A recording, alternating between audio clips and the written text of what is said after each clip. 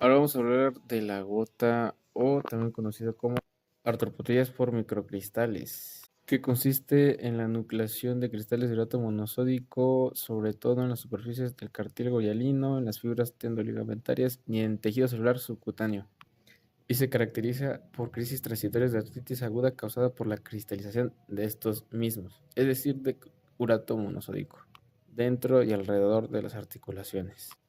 Para que exista debe cumplirse una hiperuricemia, a tal punto que la concentración de urato en plasma excede el umbral de saturación de urato y por lo tanto permite la nucleación, que está cercana a superior a 6,8 miligramos de decilitro.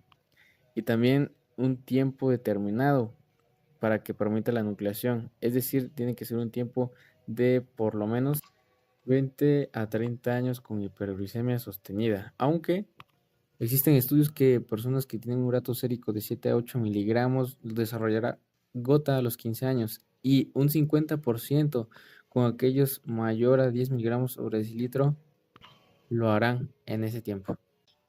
La etiopatogenia consiste en tres puntos fundamentales: una hiperproducción, hipoexcreción renal e hipoexcreción intestinal. La renal de ácido úrico, tanto primaria como secundaria, supone hasta el 90% de la causa de hiperuricemia en pacientes con gota.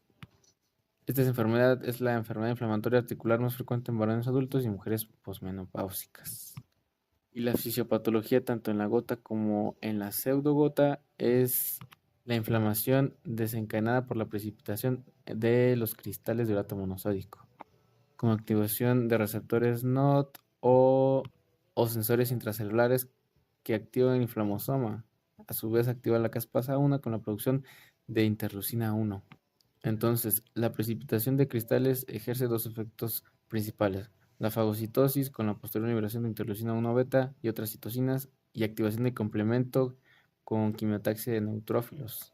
La fagocitosis va a producir la liberación de leucotrieno B4, prostaglandinas y radicales libres que generan lesión e inflamación. A su vez, la lisis de neutrófilos generará más liberación de cristales y liberación de enzimas lisosómicas propias de los neutrófilos. Y previamente la liberación de interleucina 1 beta y otras citocinas va a causar inflamación en el cartílago sinovial y liberación de proteasas. En conjunto, una lesión e inflamación tisular. Cabe mencionar que la solubilidad de urato monosódico en la articulación depende de la temperatura y la composición del líquido sinovial, que temperaturas más bajas favorece la precipitación del urato monosódico. Es por eso que las articulaciones afectadas sobre todo son miembros inferiores y distales. Pero el hecho de que tengas hiperuricemia no necesariamente va a generar una artritis gotosa, una crisis gotosa. Existen factores para pasar de asintomático a una gota primaria. Y lo primero es la edad, la persona y la duración de la hiperuricemia. También la predisposición genética sobre anomalías en HGPRT ligadas al cromosoma X, polimorfismos en genes implicados en el transporte y homeostasis del urato como URAT1, GLUT9 y uromodulina, consumo elevado de alcohol, obesidad, fármacos como diuréticos, ciclosporina, inhibidores de la calcineurina, didazonina, ritonavir, intoxicación por plomo, la denominada gota saturnina.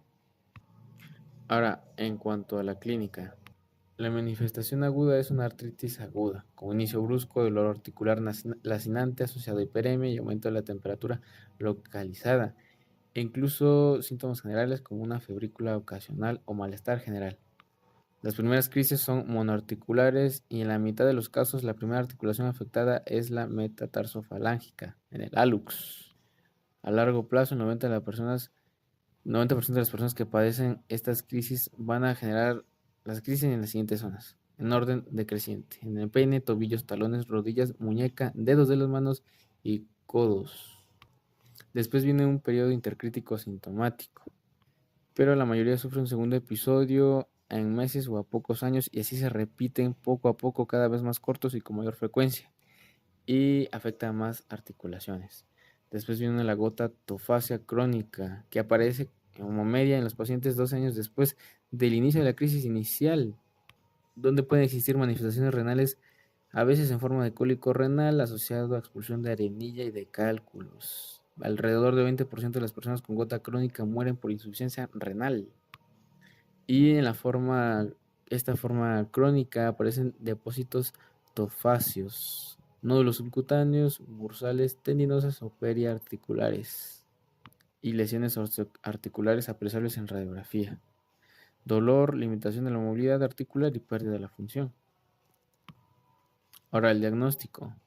El patrón de oro es del diagnóstico de la gota, es la demostración del depósito de cristales en los tejidos. La primera opción y la más conveniente es la microscopía, ya sea punción aspiración de nódulos sospechosos de ser tofos o con el empleo de luz polarizada. En las técnicas de imagen tenemos radiografía, ultrasonografía de alta resolución, tomografía doble energía. Esta artritis aguda es recurrente, asimétrica en miembros inferiores, autolimitada y o con buena respuesta a los AINES.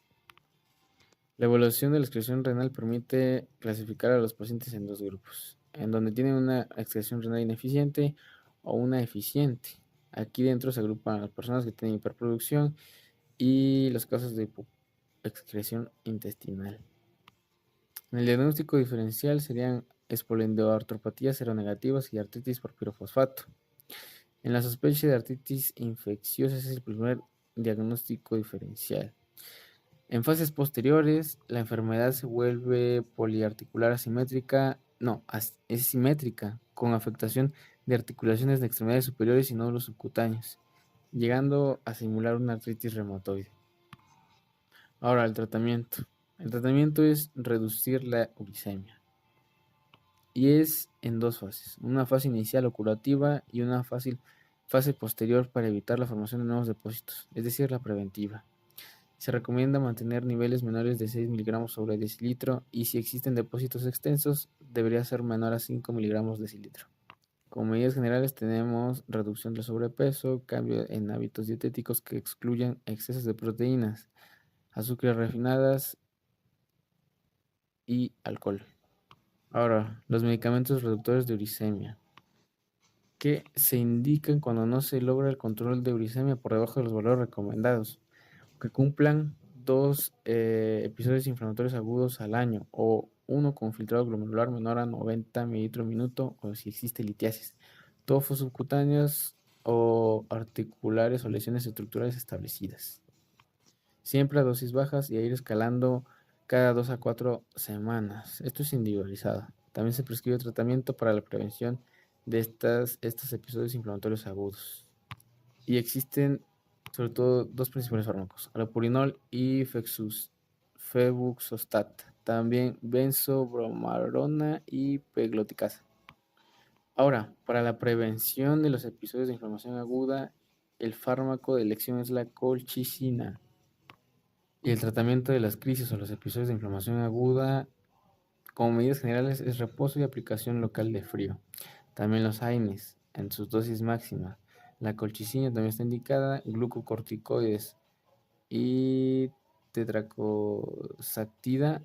Y finalmente, un anticuerpo monoclonal que es antagonista selectivo de interleucina 1 beta, el canakinumab. Ahora, la enfermedad por depósito de cristales de pirofosfato cálcico pseudogota, también denominada condrocalcinosis, ocurre en personas mayores de 50 años, afecta por igual a ambos sexos y puede ser esporádica, hereditaria, secundaria. Esta forma secundaria se asocia a trastornos como daño articular previo, hiperparatiroidismo, hemocromatosis, hipomagnesemia, hipotiroidismo, cronosis y diabetes. En la fisiopatología se desconoce el mecanismo exacto, pero los protoglucanos del cartílago articular que inhiben la mineralización de forma normal se degradan y permite cristalización alrededor de los condrocitos. Y el efecto es el mismo que en la gota, activación de inflamosoma. También existen mutaciones en el gen de ANKH. Estos cristales se forman en la capa media de cartílago articular y en el interior de estructuras fibrocartilaginosas como menisco, ligamento triangular del carpo, tendones y ligamentos. Otras asociaciones secundarias son la hipofosfatasia, hipomagnesemia primaria, síndrome de Bartter y síndrome de Gitelman, cromegalia y ocronosis. La clínica con frecuencia es asintomática. pero puede producir artritis aguda, subaguda crónica, que puede confundirse con artrosis o artritis reumatoide. La afectación articular puede durar días a semanas y ser monoarticular o poliarticular. El orden de frecuencia de articulaciones afectadas es la siguiente: rodillas, luego muñecas, codos, hombros y tobillos. En la artritis, los episodios son de inicio súbito, intensos, con signos inflamatorios locales que pueden durar varias semanas e ir cediendo espontáneamente.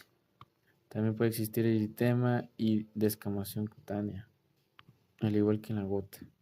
La artropatía inflamatoria crónica por cristales de pirofosfato suele afectar pocas articulaciones, sobre todo muñecas y rodillas. Esta resulta de inflamación fluctuante o migratoria.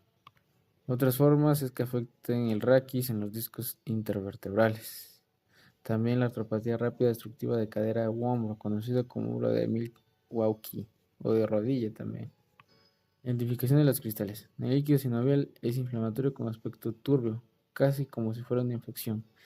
También en cuanto al recuento celular suele sobrepasar los 50.000 sobre mililitro y una celularidad considerada infección. En la radiografía habrán signos de condrocalcinosis en meniscos de la rodilla o ligamento triangular del carpo. En ultrasonido, al igual que en los depósitos de urato, son fácilmente vistos. En las pruebas de laboratorio se acompaña de leucocitosis y aumento de reactantes de fase aguda.